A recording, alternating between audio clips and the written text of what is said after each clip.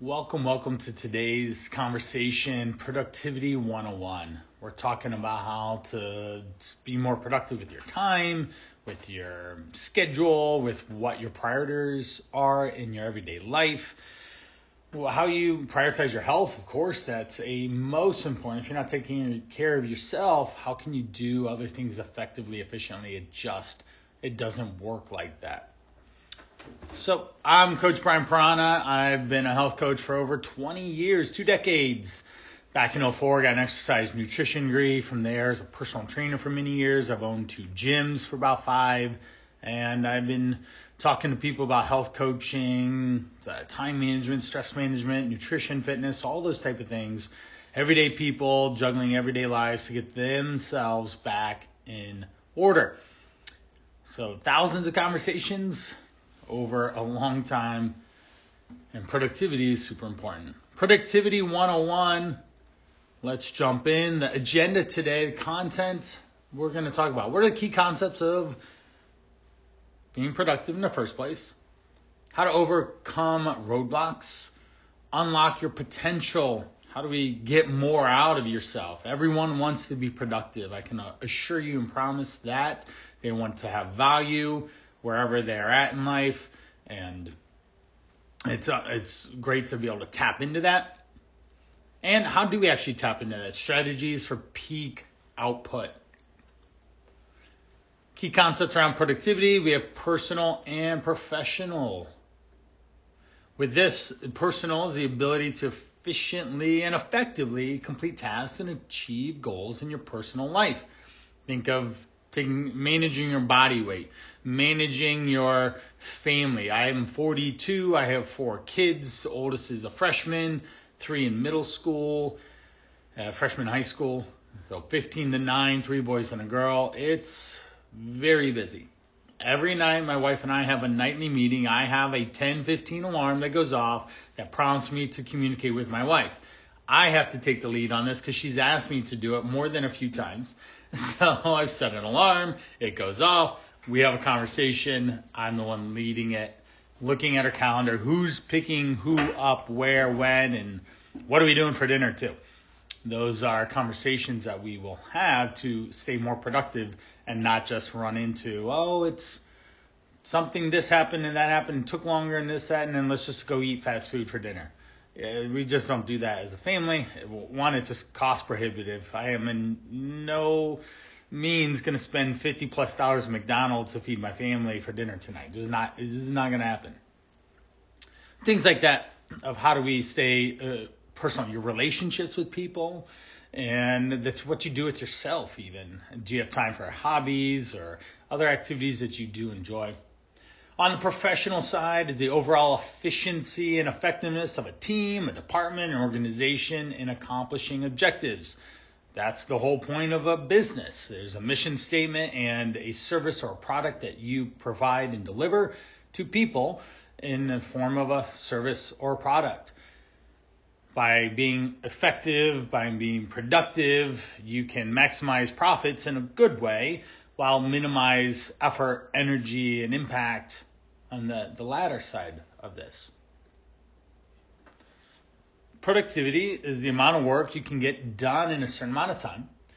The output is the objective. How much can we produce in time, effort, energy, and results in less time?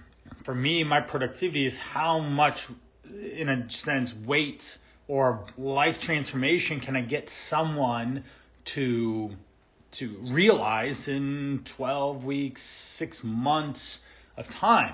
Of course, weight loss, most of the time, about 60-70% of the time is the clear objective for most people I work with, but there's a lot of digestion health. For those, they just want to have a smooth running system, if you know what I mean. We don't want any plumbing too fast or too slow in a sense.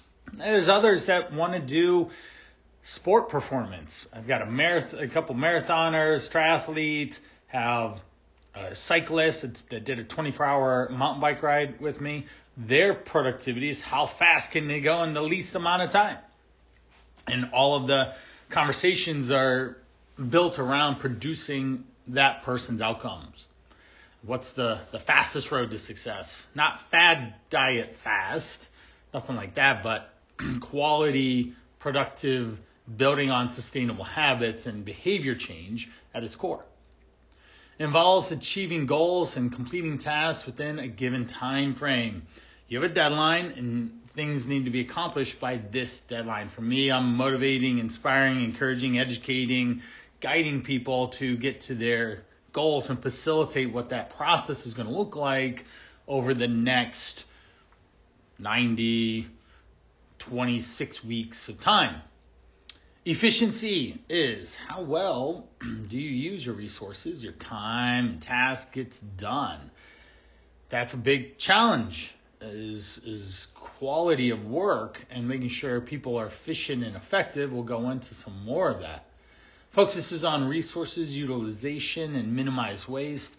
The more waste that gets produced, the more challenge. In the workspace, big business especially, there is a lot of potential time waste and a lot of peopling in a sense, where people are overcoming relationships or lack of communication or over communication or over bossing or under bossing or different communication methods with them, how people relate to each other, what type of personalities are going on in the office. There's a breakdown in this process that is in the SOP, the standard operating procedures, that this person isn't doing, and now there's a kink in the chain, so to speak, right? That's not efficiency, and that causes problems and waste in terms of time and money. And ultimately, we want to optimize those workflows to eliminate these inefficiencies that are causing a headache. Employees who experience high levels of burnout are 63 more likely to take a sick day. Right there, time and money. If you're down one person on your team, in a sense, and you're relying on them to produce their piece of the puzzle to present on Friday, and Friday being today's Wednesday, 2 days from now, and they took a time out, you can't really play the game effectively, efficiently. You're trying to email them, but they don't want to answer because they're at home and they don't feel well, or they're saying they don't want to feel well, or who knows why they actually took the day off. Certainly they can, right? You get paid time off and you can take that when you like. It's part of the gig. But it leaves a gap in the hole. It's like one of your team players in basketball just not being there, but we don't have anybody on the bench to take the place, in a sense, right? You're playing 4 versus 5v4 is how my son would say it. You're gonna lose. Your productivity is gonna be less, outmanned, outgunned, in a sense. 23% more likely to experience a work-related injury.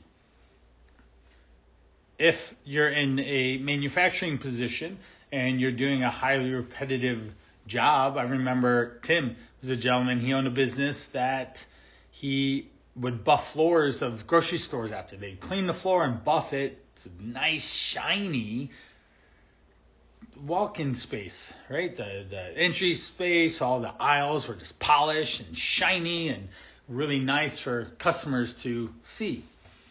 But the machine, he would hold on to it and it shook and it shook and it shook just like this. And he's trying to hold it still. That, every duration, that wasn't doing it for just 5 or 10 minutes. I was doing it for hours on a time every single night. Caused a lot of tendinitis and inflammation in his joint and elbows. And the guy was always wearing the elbow wraps to put pressure on there, always putting pain reliever cream and taking ibuprofen and stuff to help resolve that pain and those problems. That's a work-related injury, and now he can't do the work anymore. Now they have machines that do that instead of just the buffing. This was probably about 10 years ago now when I was working with him. Twice as likely to be actively seeking a new job. If you're burnt out, you are looking for grass is greener type situation, which literally kills productivity in your current working spot because you're half in, half out, and nothing actually gets done then. Ask yourself or anyone around you who's been on a team or worked with someone that way, nothing really gets done. It just takes so much longer to produce the outcomes you're after. Rethink productivity. Adam Grant says success isn't about getting more things done. It's about doing more worthwhile things.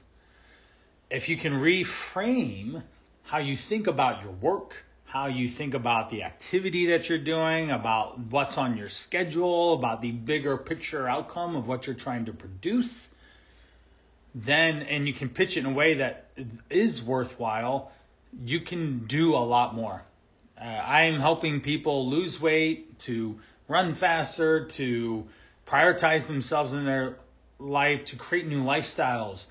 That's worthwhile doing. And it's worth extra time for me to troubleshoot how to put a link into an email, and it takes 20 plus minutes with tech support because all I needed to do was maximize the screen to be able to put it in. But when it was a normal, like regular size inside my laptop here I'm staring at, it wouldn't populate. Click in and then it would disappear. It'd pop up to put the link in, would disappear, and productivity went to a screeching halt. But this was the second time that this had done it, and in my brain, I'm going to keep sending emails. I need to know how to do this. I need to stop production of everything else, go seek out support, figure out what needs done to execute on it. And now I have a solution that makes sending emails, help encourage people to take better care of themselves, more worthwhile.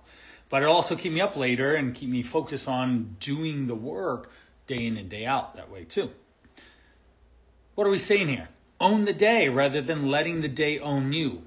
Actively participate in your schedule. Don't let just meetings get scheduled on top of meetings. Have buffer times. Have break times. You are a human being. You're not going to be able to work 8 hours straight, 1 minute after another, and be very productive. It's literally just not how humans are. We're not robots, and we're not capitalism. And you need to take planned breaks. You can have times of productivity that are really high, and then other times you need to be focused on other activities to fill up the productivity bucket or the productivity battery, so to speak, to be more productive. Shift focus from simply completing tasks and meeting deadlines to achieving outcomes that contribute to personally meaningful goals. Right? If you can put more of your own stake into some of these tasks that you do, then it can create more meaningfulness there. That's great. If you're doing work that has no meaning to you, you probably should look somewhere else and go find something that is more worthwhile. Therefore, you'll put more of your energy, your being, and you'll be able to just literally more productive for not only yourself, but your family, because you're not coming home grumpy at night, and then even your workplace.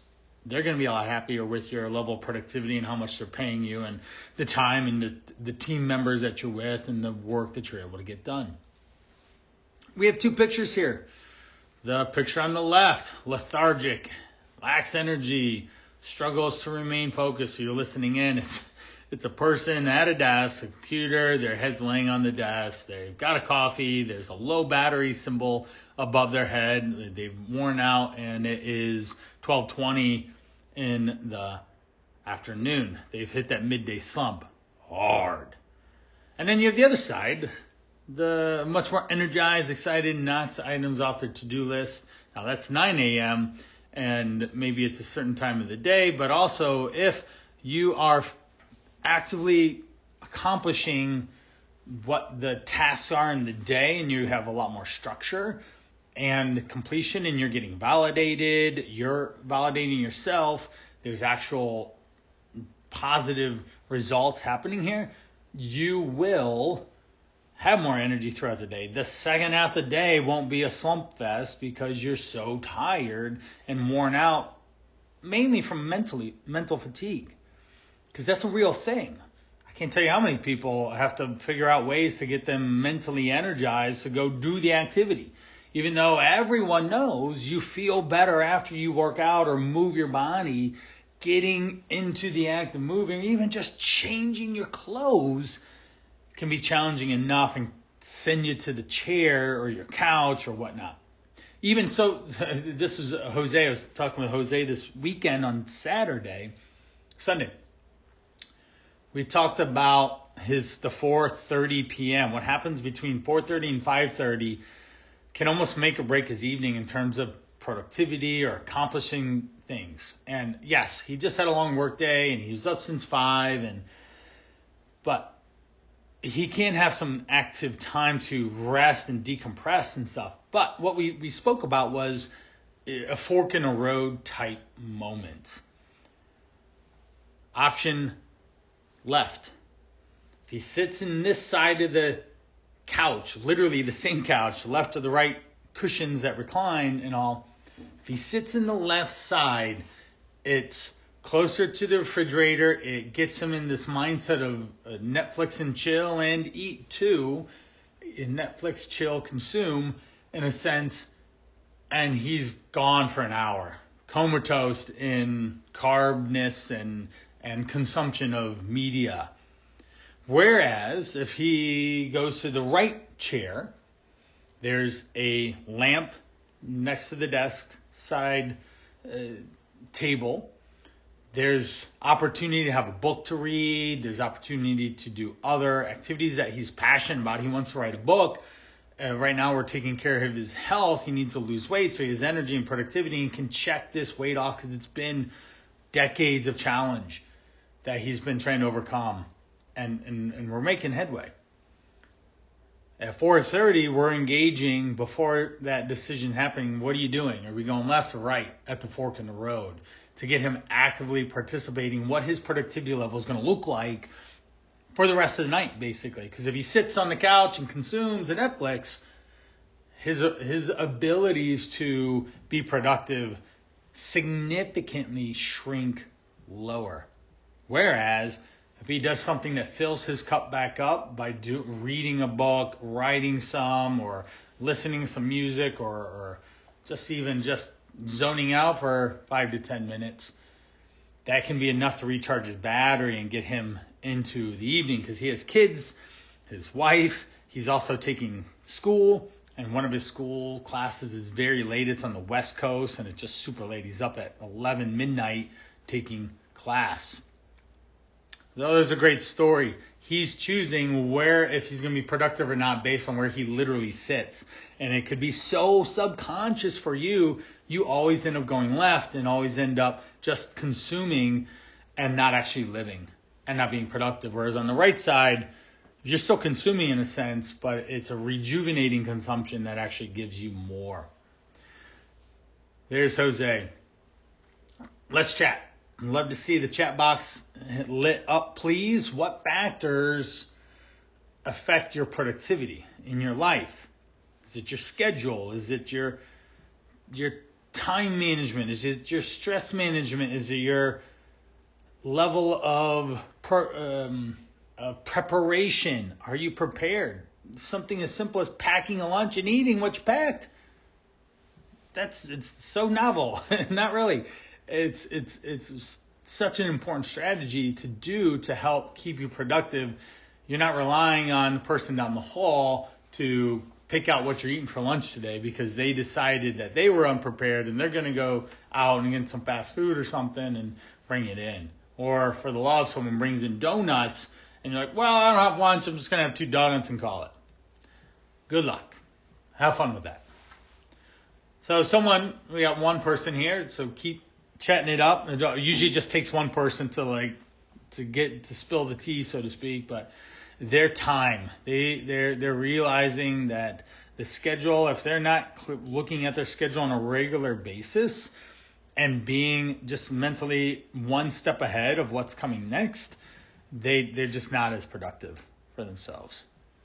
Another person just said that they have been actively taking walks on lunch breaks to help rejuvenate their energy levels for the afternoon. And by 2-3 o'clock, they're not so much ready for a nap. They're ready to keep moving and start wrapping up the day effectively and efficiently. We have another person that they realize skipping breakfast, drinking coffee all morning long, and then relying on fast food for lunch probably doesn't set them up for the most level of success. One other person is something we didn't even talk about, but the snooze button. They realize that when they hit the snooze button, just one time, it's that fork in the road type situation. I'm going to get up I'm going to get up at the time that I already decided was an important time. And that pathway of what that means. I'll be prepared, planned, I'll leave on time to get to work on time and early, and I'll be a little more fresh and focused rather than I hit the button just one time. And then I'm running late, I'm rushing around, I'm forgetful, I'm a little stressed, I might hit traffic a little bit heavier, which is now making me maybe late, and I'm a little stressed about that. And you've all seen someone racing to the time clock, so to speak, to punch in, and they're just disheveled. Awesome. Great way to start the day and be very productive, right? Overcome roadblocks. Oh, we got one more. A good sleep. Love it. Having a sound sleep routine is incredibly important. Fresh air and working out. Oh my gosh. I had this one lady, Donna. She lives in sunny San Diego. Donna, people live there because of the sun. Why are you not spending time outside? She would literally just work all day long, and we had actually got her to stop and go outside and enjoy the sunniest, warmest part of the day in sunny San Diego and breathe and move. Discuss with energetic colleagues. Yes, the people you surround yourself with are so important to creating a higher productivity environment that's actually fun and, again, going back to Adam, worthwhile. Overcome roadblocks. Let's keep marching away. Thanks for sharing that to everyone who did. The next time we hit it up, let's hit more in the chat box. This is another direct encouragement to do so. A roadblock, procrastination. Humans are amazing masters of procrastination. Where do I start? Am I qualified to do this assignment? What if I fail? These are really important questions to get out of your own way. Oftentimes, people procrastinate and they just don't ever actually get started because of just all these fearful ideas that they have in their head or lack of confidence. Even, say this guy looks like he's at a stand-up desk. That's what I'm doing. I'm standing. But if I were to start this webinar with a little bit of butterfly, so to speak, I'm very comfortable. Hopefully I'm coming across that way. I've done this more than just once. I'm comfortable and confident, but if I wasn't, I could stand here and change my physiology and just even jumping up and down and breathing heavy, big deep breath in and exhale. And I change my physiology, and now I can come at this as a more resourceful and more empowered opportunity to change. So the strategy, eat the frog. How do we overcome that is eating the frog. I believe this is Seth Godin. Start your day by tackling your biggest and most unpleasant tasks, aka the frog. Okay? Your most important task should be done in the beginning of the day anyways. That's when you're most productive. It's just when people ask, should I do weights or cardio first? When do you have the most energy at a workout? In the beginning. Cardio, if I was standing next to you on the treadmill and I said, go, go, go, you could push that extra minute more even though you didn't want to. Whereas lifting weights, hey, pick that 10-pound dumbbell up 20 more times. There's a finite amount of energy that's going to move that dumbbell. And then you're done. So we want to do the tasks that are important to actually moving your metrics further down the road. So the goal, finish rough drafts of financial spreadsheet could be a thing. For me, I have a social media post. I have to post my wins. I have some emails I need to edit. I have a coaching meeting. I have a coach myself. I have to prepare for that. That's at 11, so it'll be about 90 minutes from now. Those are things that I can start doing in this next hour after we're done here to facilitate more productivity in my business, to create more outcomes, which at the end of the day is getting a new client on board and making them successful in their own journey and goals around what's healthy and what's a lifestyle and what's being productive in those areas of life. For you, it could be financial spreadsheets. It could be preparing for lunch meeting today. It could be, the more prepared you are, the easier things get for you. Tasks, work on spreadsheet at the start of the workday until completed. Don't get shiny syndrome. That's a real problem for a lot of people. Squirrel.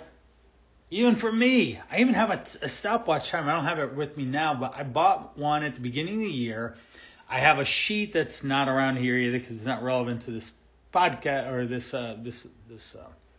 webinar, but it would be, I guess, now. I'm not going to go get it, but I have it charted out, the most important tasks that move me forward. These are the non-negotiables I need to do. I need to do it until it's done. Then I can move on to the next thing and not just do a little bit of this, a little bit of that, because productivity doesn't work like that. Speaking of squirrel, distractions are a huge, huge roadblock for people. Social media, I would prefer not to be on social media. It'd be really nice. It takes up a lot of time and energy to create value and demonstrate value for people. A 1-minute video can cost someone 10, 20 minutes of effort to produce it, create it, and then publish it and have the right copy. And it's a lot of work. And then you're getting bombarded with all these things. You jump on Facebook, you scroll more than twice, you're lost for 5 minutes. And there goes 5 minutes of your time not getting anything back, usually. It's a little dopamine hit here and there, but it's not enough to actually solve any problems for you.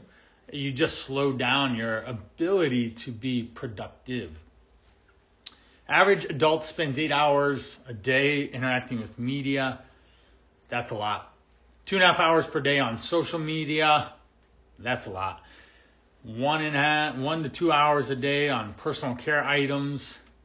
Usually not necessarily their own health.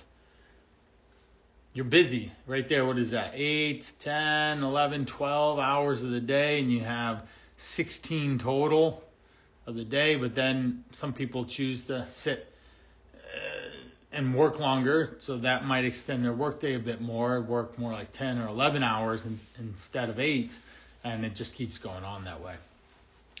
How do we limit distractions? Place your phone out of sight. You can really quiet your phone. Just make it mute, basically. There's the sound button. There's do not disturbs. There are time limits in the screen time app that you can set. You can put timers on your social media. You can just literally turn your phone off. I know, shocking. Just turn it off and it'll be quiet and it won't distract you for certain tasks. Maybe I should do that. It's always on and I'm always engaging, and I'm going to go to my phone to do this one task, but then someone texts me and, hey, Brian, I'm going to lunch here in 2 hours. What would be a good choice for me to eat at this restaurant? Could you please help? Great. Yeah, I'll certainly help. But then I was going to do this and now I'm doing that. And then I come out of that. What was I doing again? As soon as you switch tasks, humans aren't multitaskers. They're not very good at it. Close unnecessary tabs and apps. Oh my goodness, I've seen people's their tabs are endless. Does anyone in here have endless tabs on their computer? Anyone? I have a window for Nick. He's my sales coach guy. I have a window for I'm doing taxes right now. So I have a window for that type of activity. I have a window for, what else? General, my business stuff.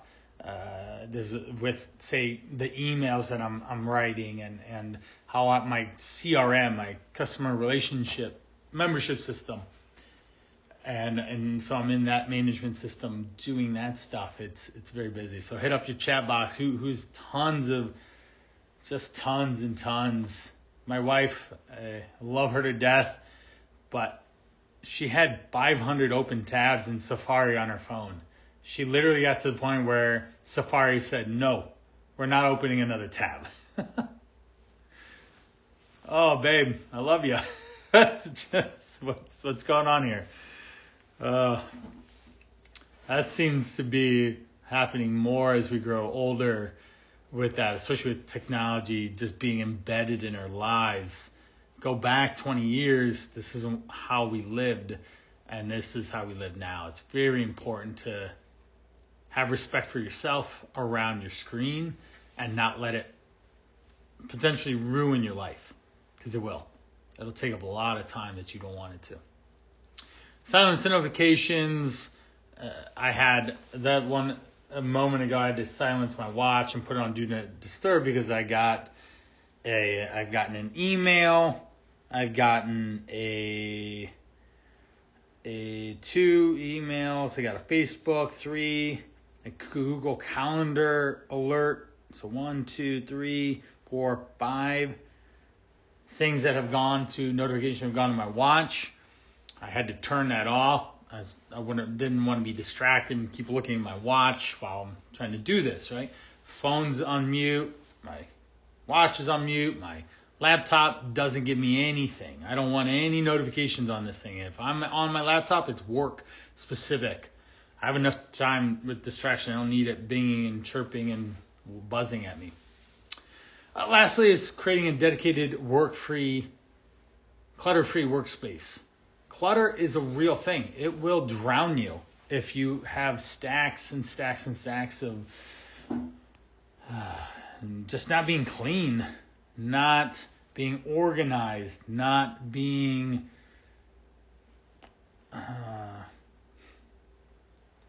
focused on keeping things where they go. Now, I have 4 kids. My house is very cluttered, unfortunately.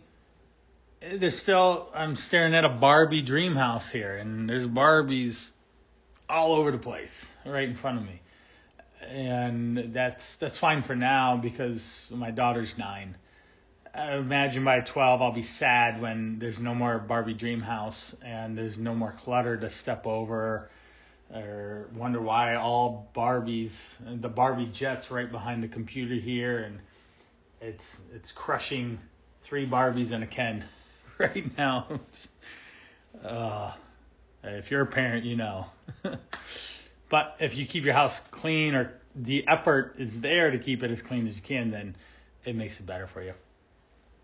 Roadblock, multitasking. I told you a little bit ago, switching between tasks is very costly in your productivity. Your time and your ability to create the outcome you're looking for just doesn't happen. It's literally just, it's not going to.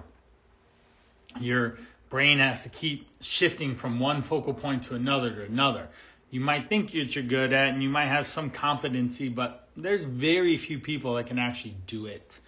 It's very much better to chunk time, to block time, to do singular activities. See, this increases likeliness of error. You just might miss something grammatically, or spelled something wrong. Something as simple as that. Why is this person sending out emails with incorrect spelling? Didn't they just even hit the proofread button? Right? You might have been distracted to even do that. With Apple's AI, I actually use the proofread and the rewriting opportunity in the writing tools quite a bit, because sometimes I'll dictate, and what I think I say and how it reads via text is, I see. It's just okay.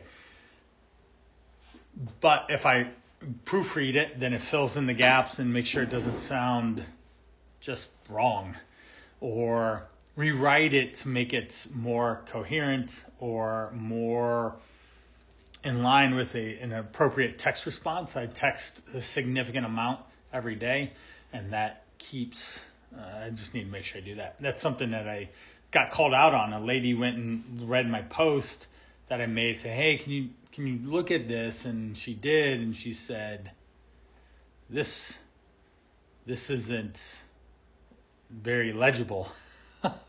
So in my head it was. Thought it was perfect. It sounded perfect.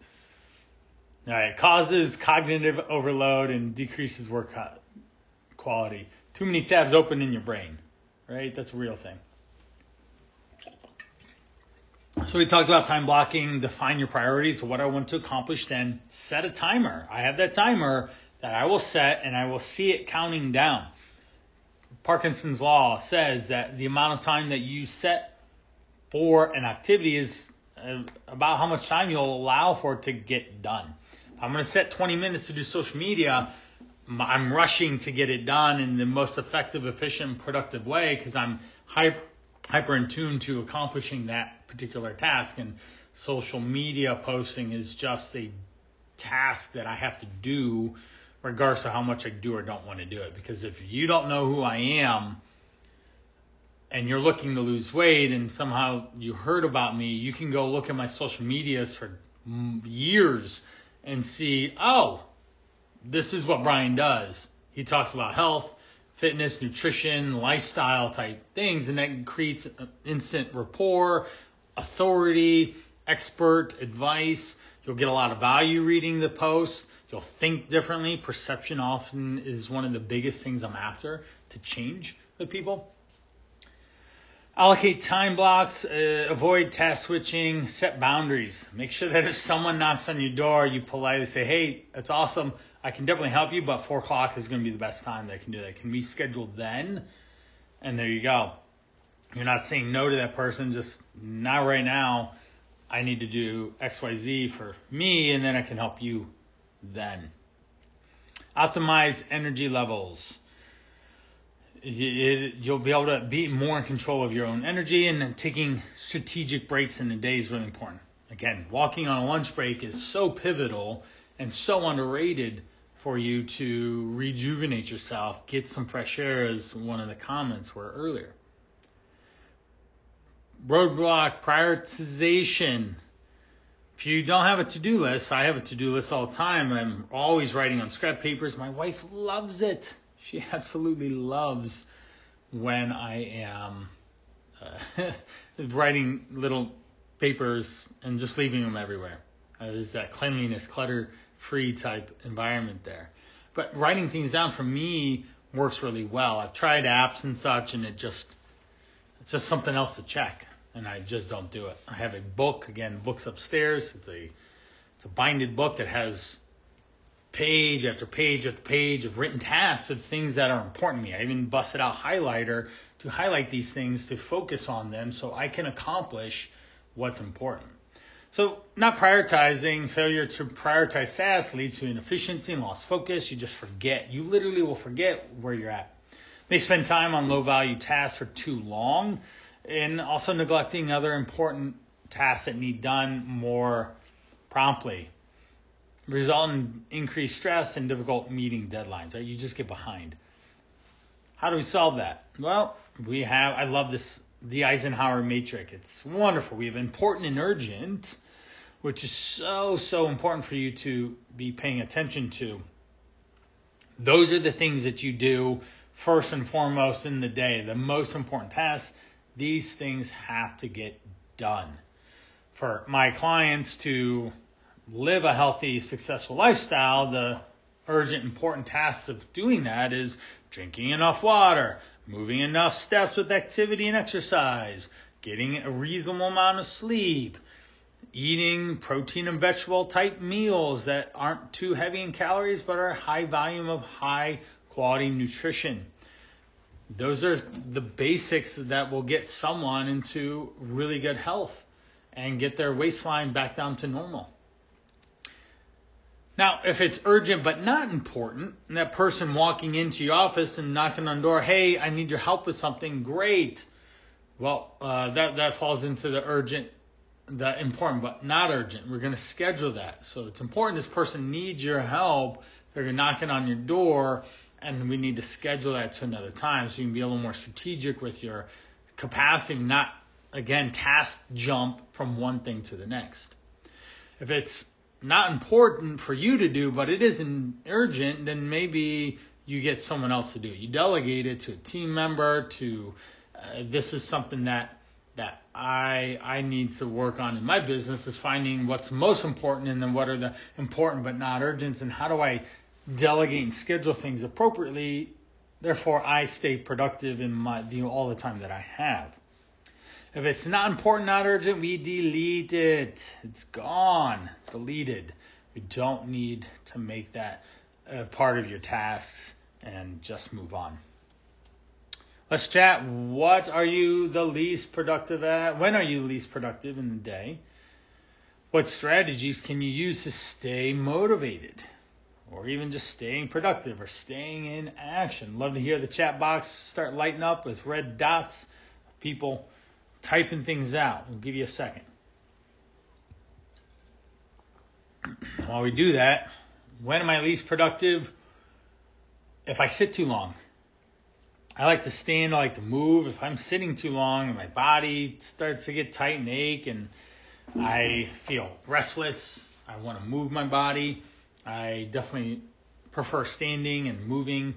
I'll even walk and talk on phone calls to stay active.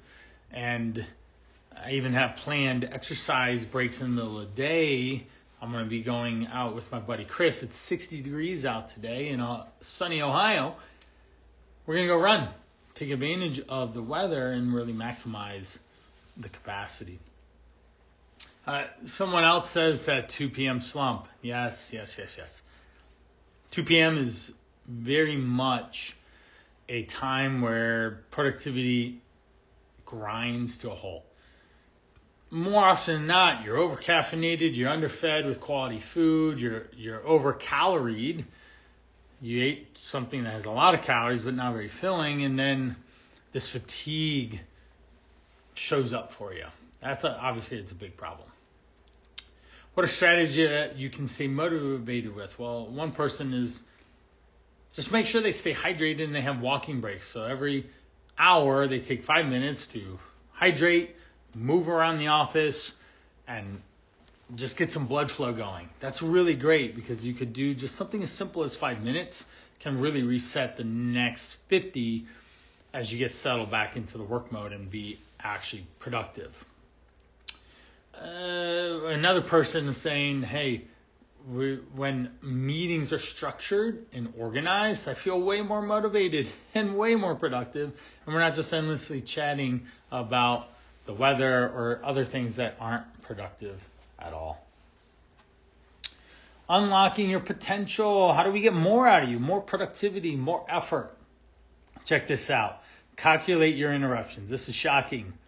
5 phone calls in a day, 20 walk-ins to your office, or interceptions of you at any point in the day, maybe sitting for lunch somewhere else, or you're in the front lobby area and someone else comes in and greets you and talks. Those are all that type of situation. You have 125 emails, 5 texts and instant messages that just pop up, and 5 emails or even internet curiosity breaks or just wasting time on social media. That equals 160 interruptions and 480 minutes of an 8-hour day. We divide that by 3. 480 divided by the 160 equals 3 interruptions every 3 minutes. Interruptions every 3 minutes. No wonder you can't get a lot done. You just are constantly getting inundated with something that's pulling from your attention. And that's what, especially marketing and advertising, is getting so much better at. Interrupting your day to grab your attention. And that's definitely one of today's currencies is attention. It's very much so. The more that someone can pull attention, the more opportunity they have to make money, to get what they want out of the situation. Manage your energy. Conduct an energy audit. This is just in the moment. Stop. What am I feeling? How am I sitting? How are my socks on my feet?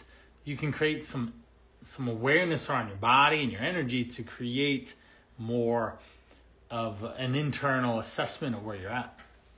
Identify your personal prime time. When in the day are you best? Not everyone is up and at 'em bright and early. Some people are night owls. Some people thrive at different times of the day to get a lot of productivity done. Very important to know and understand that as we go. Find flow. Oh gosh, I love flow. Flow is when you're just firing on all cylinders. Brain wave, your activity, your energy, your heart, your soul is on fire and it's just flowing. I love flow-like states. I guess I could be in one now, delivering this to try to give you good energy, to give you good feedback, give you different perception change here so you get more out of this. Eat and hydrate. We want to prioritize good quality food, lots of different colors, and healthy lunches will so much serve you in the second half of your day. And then prioritize sleep. Of course, if you're underslept, by default, you're out of the gate a little slower. Using your commute. Create a to-do list for the day. If you write it down, it's much more likely. If you tell someone, it's much more likely to get done. Other things, we can listen to motivating, inspiring, educational podcasts, catching up on emails, do something actually fun, read a book. My children and I, when I drive them to school, we listen to audiobooks. We're on the 4th out of a 5 series called the Ascendant series about Jaren, who's the strange king that has rise to power and is overcoming all these conflicts. The guy is now in a pirate ship and has been taken captive, and he spent the night in the crow's nest, but he actually secretly snuck out of there, and he's going through the ship and causing mischief and mayhem like he does, and from his whole thing. So it's a great story, but that's the way that my kids and I bond and on drives together, because I'll ask them 20 questions. If you're a parent, you get it. You ask them 20 questions, they grumble back at you. Yeah, it was good. Yeah, that's all they give you. So come on, throw me a bone here. Tell me a little bit about what happened today.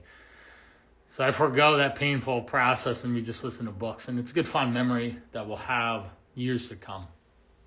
Meditate, quiet, close your eyes, think of something different. Taking breaks.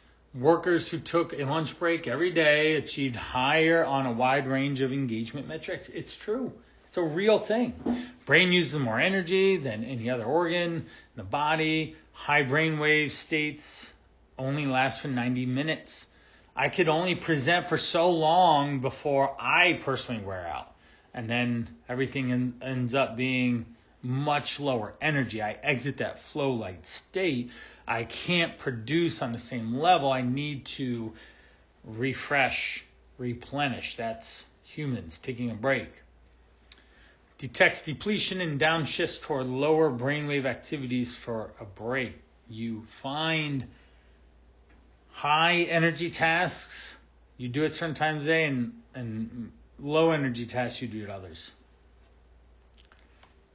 One thing I realized just texting my clients, for whatever reason, it took me apparently years, but it was very observational. I was at a swim meet. I couldn't dictate because it was so loud.